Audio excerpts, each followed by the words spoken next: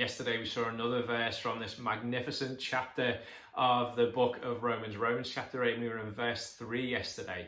And the Apostle Paul showed us this once and for all work that Jesus has done for his people, removing the condemnation that is due to us because of our sin in his flesh as he was crucified on the cross. Our sin was condemned in his flesh. We were justified before God as our sin was paid for. The penalty for our sin was paid for in his broken body. That is a once and for all work that cannot be repeated and will not be repeated. It's what theologians call a forensic work of Christ. It's something we look back to.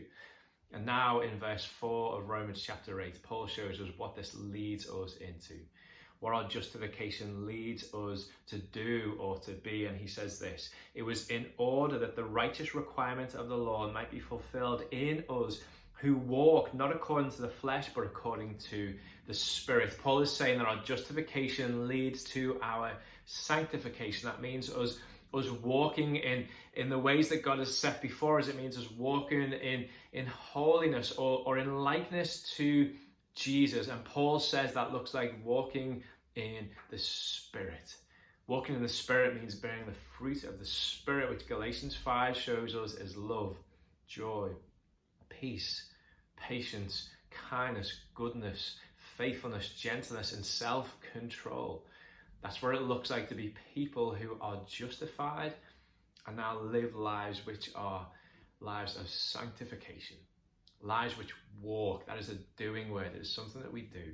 Lives which walk not according to the flesh, but according to the Spirit. Would we look back to the cross today and see a finished work, a forensic work of Christ, our sins being forgiven once and for all? And would that lead us today to be people who walk in the Spirit, bearing all of his fruit in our lives for the good of the people around us and for the glory of our God?